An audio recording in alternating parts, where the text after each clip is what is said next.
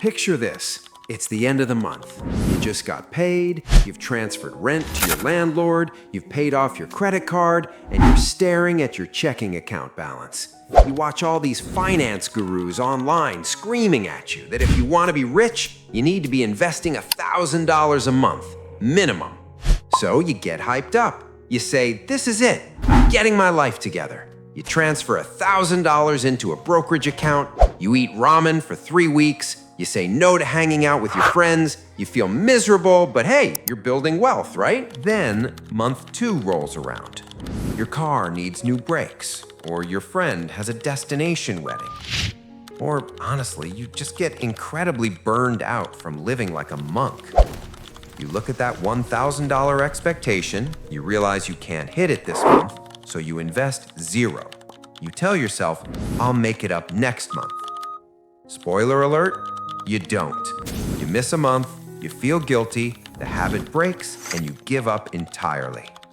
Look, I see this happen every single day. It genuinely frustrates me because this toxic all-or-nothing mentality is the exact reason why brilliant, hardworking people stay broke. My name is Sam, and I spend way too much time thinking about compound interest and the psychology of human behavior. If you're someone who feels like building wealth is an exhausting, impossible uphill battle, make sure to hit the subscribe button and give this video a thumbs up if this helps you out. Here's the thing. We have been conditioned to believe that wealth is created through massive, sweeping actions. We think we need a massive salary, a massive inheritance, or massive monthly contributions to ever see $1 million. No. That is not how the math works. And more importantly, that is not how the human brain works. Today, I am going to show you mathematically and psychologically why the person who quietly invests $200 a month will almost always destroy the person who tries and fails to invest $1,000 a month. I'm going to break down something I call the 8% secret. And by the end of this video, you are going to realize that financial freedom requires way less heavy lifting than you thought. Let's challenge a massive assumption right out of the gate. Most people assume that the amount of money you invest is the most important variable in building wealth.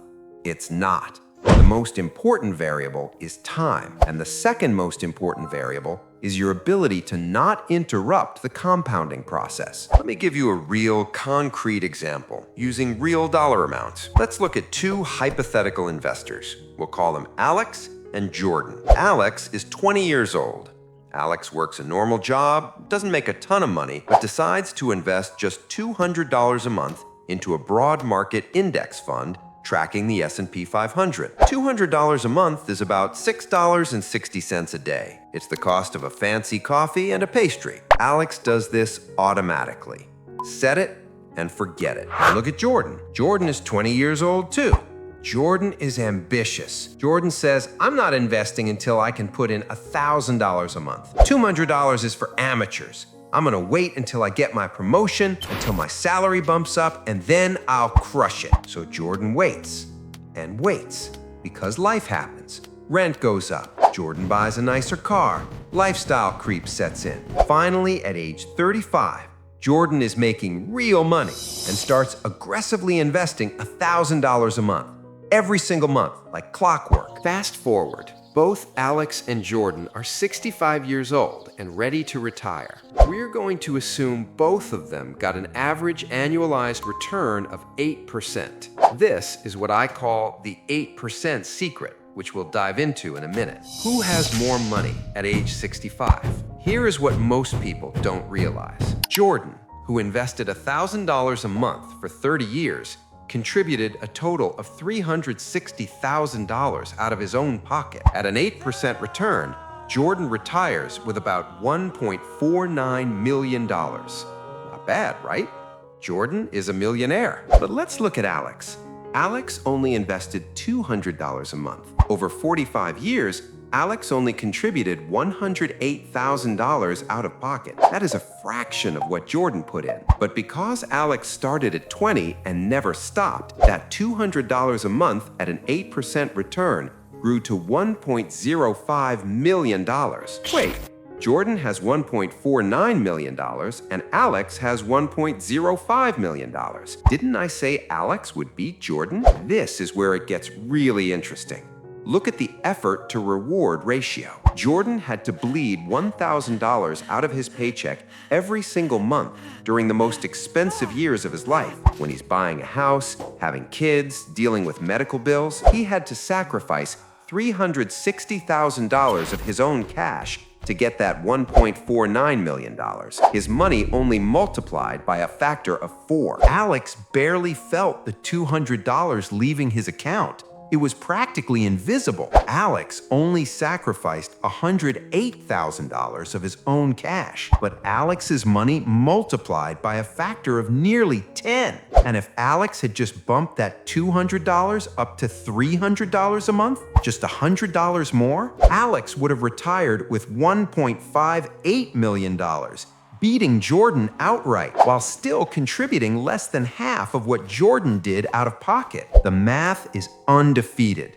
Heavy lifting later in life cannot compete with light, consistent lifting early in life. Now, you might be thinking, Sam, where are you getting this magical 8% number? Are you just making things up to make the math look good? I love this objection because it allows us to look at actual history. The 8% secret isn't a secret at all to the wealthy. It's the historical baseline of the American economy. If you look at the S&P 500, which is just a basket of the 500 largest, most profitable companies in the United States, its historical average annualized return since its inception in 1928 is around 10%. When you adjust for average inflation, the real return hovers around 7% to 8%. When I say the 8% secret, I am not talking about picking the next Apple or Tesla. I'm not talking about day trading crypto or flipping real estate. I'm talking about buying a single low-cost index fund like VOO or FXAIX, going to sleep,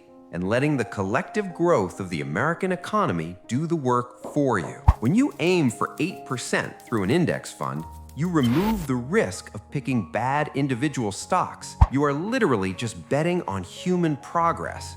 As long as humans wake up every day wanting to buy phones, eat food, use software, and live in houses, those 500 companies will generate profits. And as an investor, you get a slice of that pie. The math is only half the battle. Honestly, the math is the easy part. You can plug these numbers into a compound interest calculator in 5 seconds. The real reason $200 makes you a millionaire faster than $1,000 isn't just about the math of time. It's about the psychology of friction. Look, human beings are terrible at long-term planning. We are wired for immediate survival. If you put a plate of fresh cookies in front of me right now, my brain says, eat the calories now, because a saber-toothed tiger might eat you tomorrow. Our brains treat money the same way. Spend the money now because you might not be around to enjoy it in 30 years. When you try to invest $1,000 a month on an average salary, you are fighting millions of years of evolutionary psychology. Every single time that $1,000 leaves your account, it hurts. It feels like a massive loss of resources. In behavioral economics, this is called loss aversion.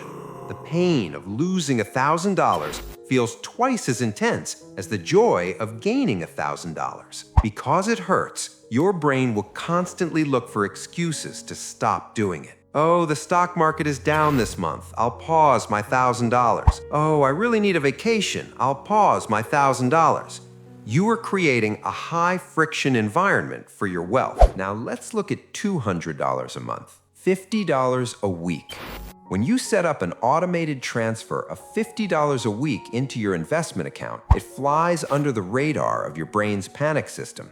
It doesn't trigger loss aversion because it's a negligible amount.